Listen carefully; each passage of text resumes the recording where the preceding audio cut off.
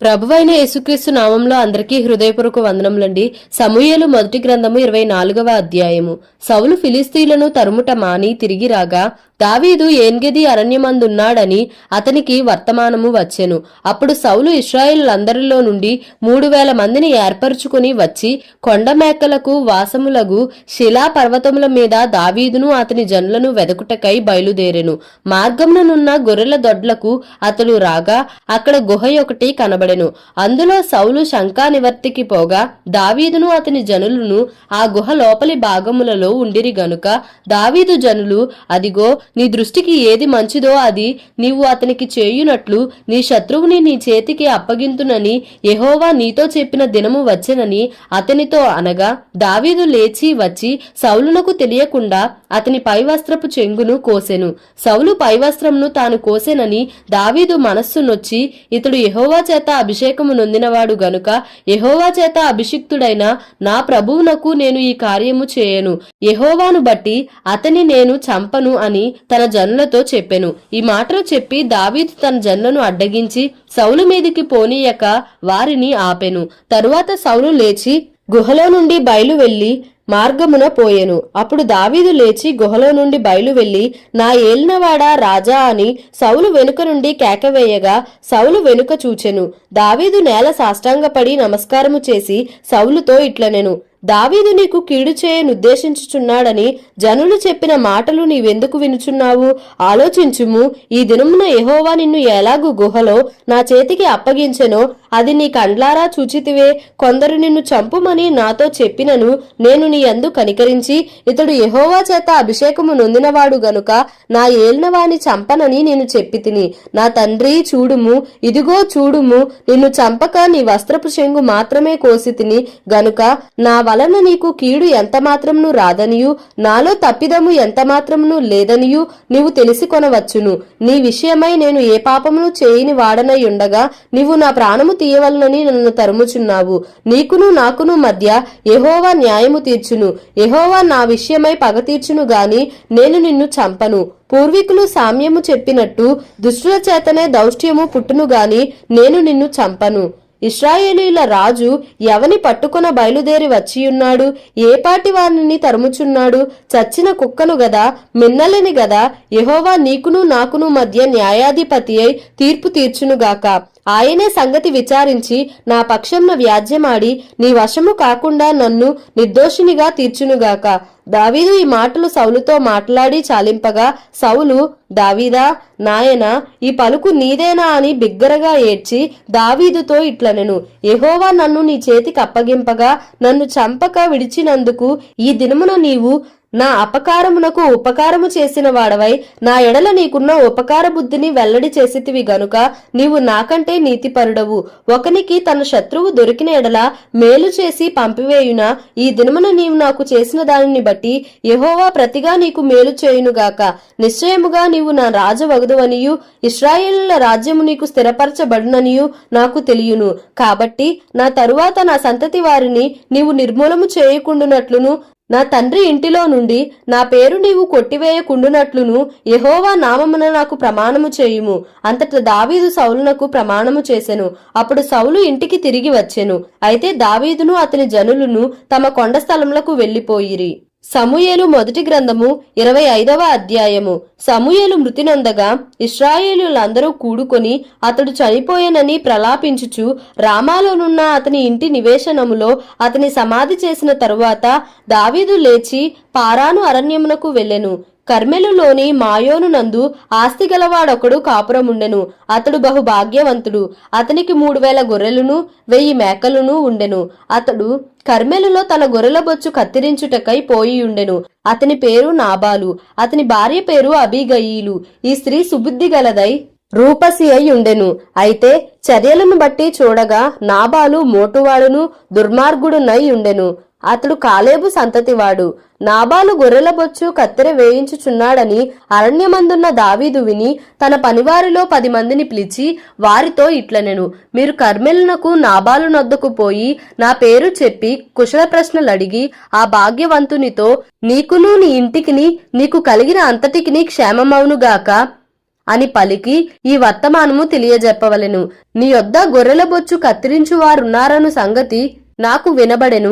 నీ గొర్రెల కాపరులు మా దగ్గర నుండగా మేము వారికి ఏ కీడును చేసి ఉండలేదు.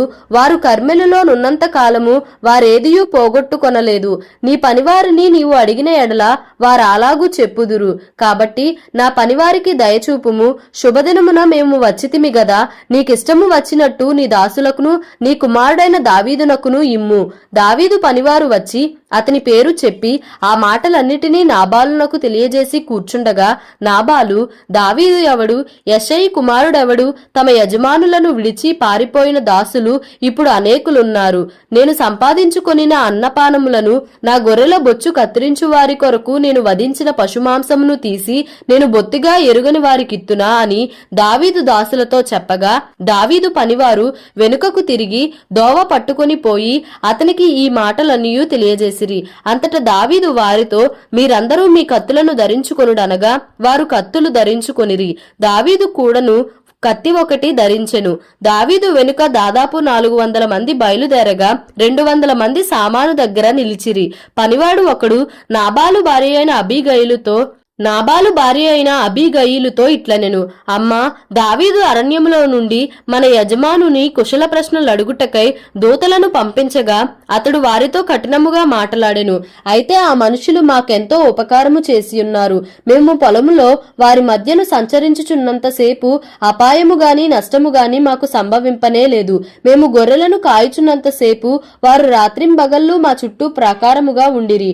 అయితే మా యజమానునికిని అతని ఇంటి వారికందరికిని వారు కీడు చేయ నిశ్చయించి ఉన్నారు గనుక ఇప్పుడు నీవు చేయవలసిన దానిని బహు జాగ్రత్తగా ఆలోచించుము.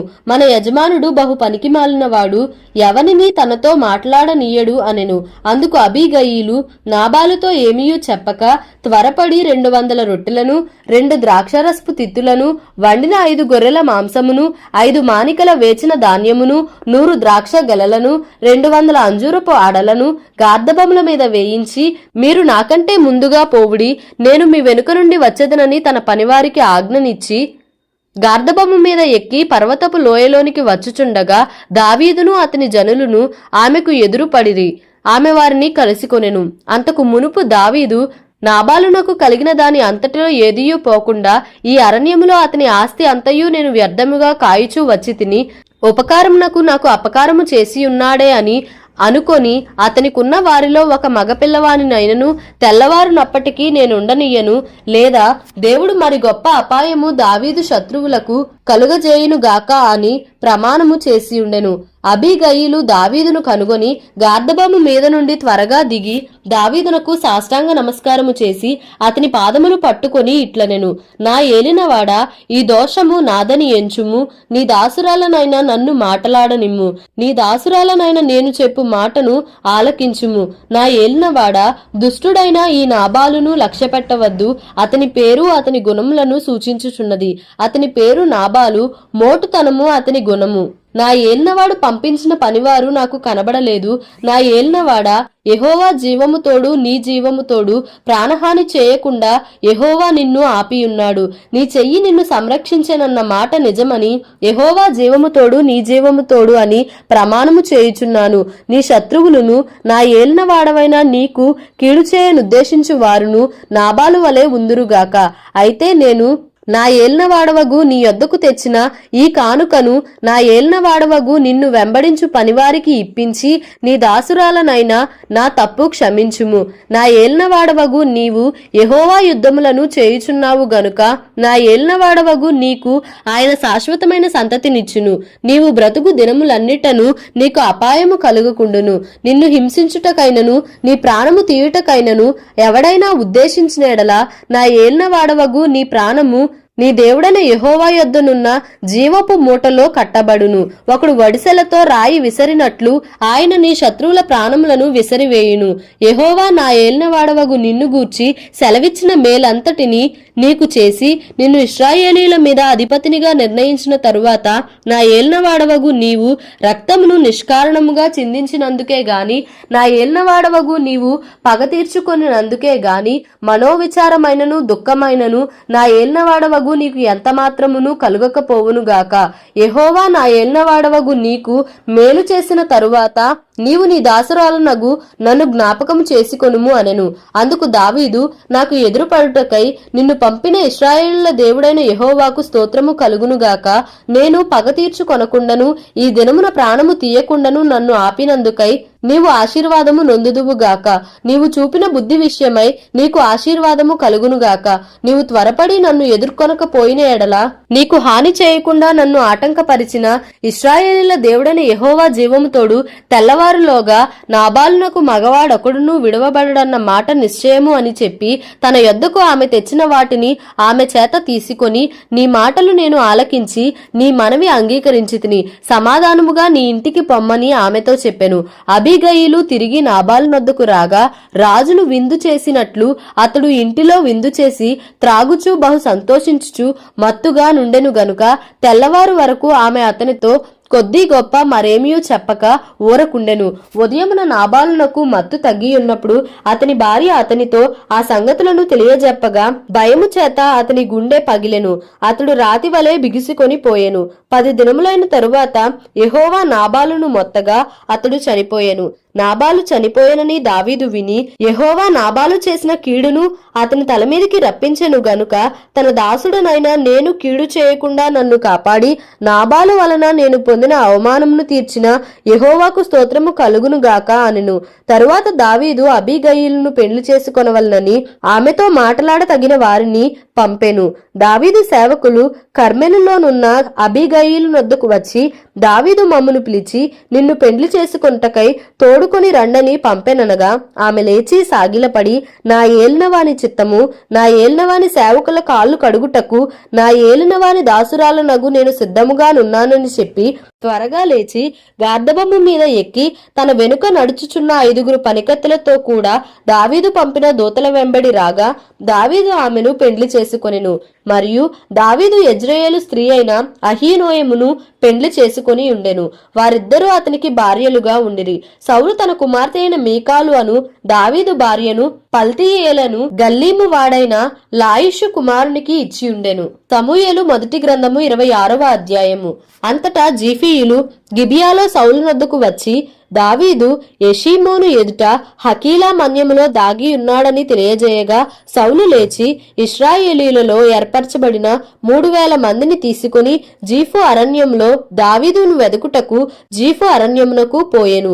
సౌలు యెషీమోను ఎదుటనున్న హకీలా మన్యమందు త్రోవ ప్రక్కను దిగగా దావీదు అరణ్యంలో నివసించుచుండి తన్ను పట్టుకొనవలనని సౌలు అరణ్యమునకు వచ్చెనని విని వేగుల వారిని పంపి నిశ్చయముగా సౌలు వచ్చెనని తెలిసికొనెను.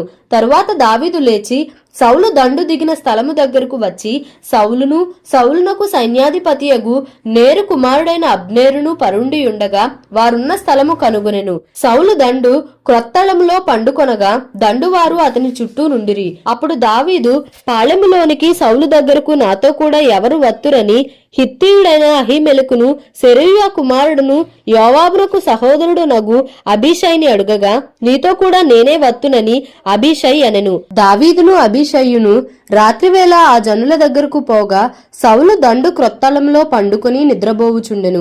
అతని ఈట అతని తలగడ దగ్గర నేలను నాటియుండెను. అబ్నేరును జనులను అతని చుట్టూ పండుకొని ఉండిరి.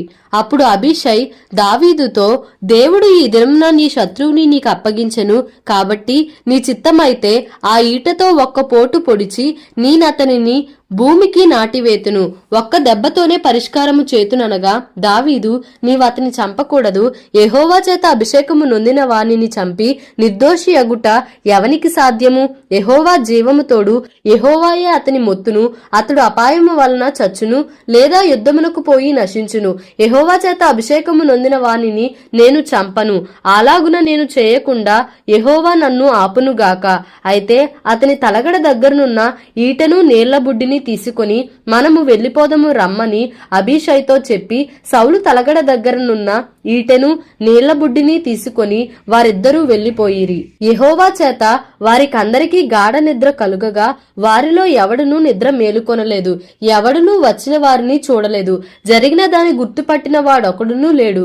తరువాత దావీదు అవతలకు పోయి దూరముగానున్న కొండల మీద నిలిచి ఉభయుల మధ్యను చాలా ఎడముండగా జనులును నేరు కుమారుడైన అబ్నేరును వినునట్లు, అబ్నేరు నీవు మాటలాడవా అని కేకవేయగా అబ్నేరు కేకలు వేసి రాజును లేపు, నీవెవడవని అడిగెను. అందుకు దావీదు, నీవు మగవాడవు కావా? ఇశ్రాయేలీలలో నీ వంటివాడెవడు? నీకు యజమానుడగు రాజునకు నీవెందుకు కాపు కాయకపోతివి? నీకు యజమానుడగు రాజును సంహరించుటకు జనులలో ఒకడు చేరువకు వచ్చెనే.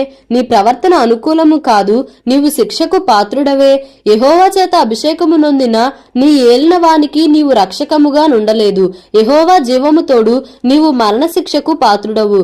రాజు యొక్క ఈట ఎక్కడనున్నదో చూడుము, అతని తలగడ యొద్దనున్న నీళ్ల బుడ్డి ఎక్కడనున్నదో చూడుము అని పలికెను. సౌలు దావీదు స్వరము ఎరిగి, దావీదా నాయనా, ఇది నీ స్వరమే గదా అని అనగా దావీదు ఇట్లనెను, నా ఏలినవాడా, నా రాజా, నా స్వరమే. నా ఏలినవాడు తన దాసుని ఇలాగు ఎందుకు తరుముచున్నాడు? నేనేమి చేసి తిని నా వలన ఏ కీడు నీకు సంభవించును? రాజా, నా ఏలినవాడా, నీ దాసుని మాటలు వినుము. నా మీద పడవలనని యెహోవా నిన్ను ప్రేరేపించిన ఎడల నైవేద్యము చేసి ఆయనను శాంతిపరచవచ్చును. అయితే నరులెవరైనను నిన్ను ప్రేరేపించిన ఎడల వారు యెహోవా దృష్టికి శాపగ్రస్తులగుదురు. వారు నీవు దేశమును విడిచి అన్యదేవతలను పూజించుమని నాతో చెప్పి యెహోవా స్వాస్థ్యమునకు హత్తుకొనకుండా నన్ను వెలివేయుచున్నారు. నా దేశమునకు దూరముగాను యెహోవా సన్నిధికి ఎడముగాను నేను మరణము నొందకపోవుదునుగాక. ఒకడు పర్వతముల మీద కౌజు పెట్టును తరిమినట్టు ఇశ్రాయేలు రాజవైన నీవు మిన్నల్లిని వెదుకుటకై బయలుదేరి వచ్చితివి. అందుకు సౌలు, నేను పాపము చేసి తిని ఈ దినము నా ప్రాణము నీ దృష్టికి ప్రియముగా నుండిన దాన్ని బట్టి నేను నీకు కీడు చేయను. దావీదా నాయనా, నా యొద్దకు తిరిగి రమ్ము, వెర్రివాడనై నేను బహు తప్పు చేసి తిననగా దావీదు, రాజా, ఇదిగో నీ ఈటె నా యొద్దనున్నది, పనివారిలో నొకడు వచ్చి దాన్ని తీసుకొనవచ్చును.